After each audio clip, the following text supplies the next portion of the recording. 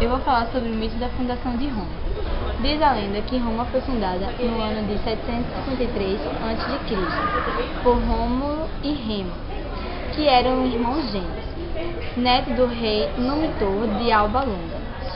Ao nascer, eles foram abandonados junto ao rio Tibre e salvos por uma loba, que os amamentou e os protegeu.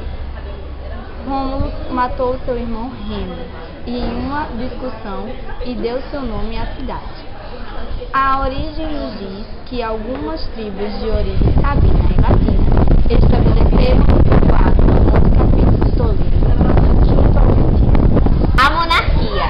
No período lendário, Roma foi governada por 7 reis que tinham poder absoluto. Por volta de 575 anos antes de Cristo, os reis etruscos dominaram Roma e influenciaram decisivamente o início da civilização romana. Os reis deram lugar a outros monarcas violentos e tirânicos que desprezavam as opiniões do Senado. Patrícios e plebeus. Os cidadãos livres se dividiam em patrícios e plebeus. Os patrícios eram os descendentes das famílias dos antigos chefes tribais.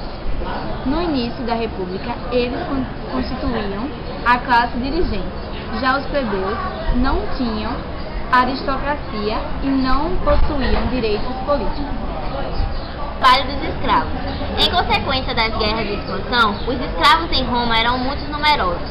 Não eram considerados seres humanos, mas sim propriedades e, portanto, eram explorados e vendidos como mercadorias. Seu trabalho no artesanato e na agricultura era decisivo para a produção de bens necessários para a sociedade. E agora vamos ter mais notícias sobre o exército romano com a repórter Chayenne Cavalcante. Eu estou aqui para dar notícias sobre o exército romano. Bom, o Império Romano necessita de um exército forte e bem organizado, que realize as campanhas de expansão e que defenda as fronteiras. O exército estrutura-se em legiões de 6.000 soldados, cada uma com 10.000 corpos. E agora, com a redação, eu vou mandar para a redação Keren Rafuk e Maiane Cordeiro. A religião romana. A religião romana foi formada combinando diversos cultos e várias influências.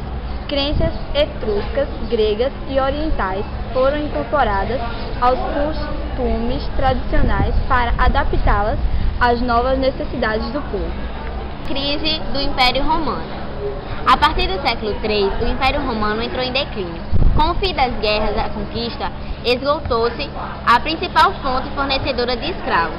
Teve início a crise do escravismo que abalou seriamente a economia. Fez surgir o colonato e provocou o êxodo urbano. Além disso, houve disputas pelo poder e as legiões diminuíram. Enfraquecido, o Império Romano foi dividido em dois, e a parte oriental não resistiu às invasões dos bárbaros germânicos do século V. Agora vamos para o intervalo e voltamos já com a reportagem sobre a Grécia. Natura, novo caiaque Urbi, o que move você? Bradesco, antecipe a sua restituição do imposto de renda no Bradesco. Divirta-se, baixe o aplicativo Meu Baianinho no smartphone ou tablet.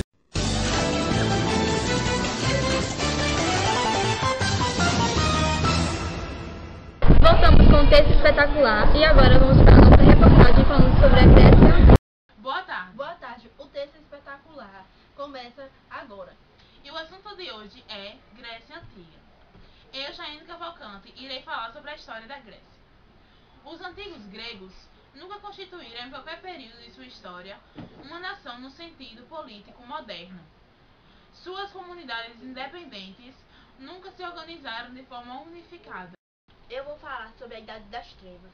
Com a destruição dos últimos palácios micênicos em 1100 e a desagregação do sistema social controlado e mantido por eles, desapareceu a brilhante e sofisticada cultura grega da Idade do Bronze. As comunidades diminuíram, empobreceram, isolaram-se e as trocas comerciais reduziram a quase nada. Extinguiu-se praticamente o contato constante entre os gregos e as adiantadas culturas da Ásia Ocidental. Tão rápido e intenso foi o declínio do mundo micênico, que os gregos dos tempos posteriores não se lembravam do esplendor da Idade do Bronze.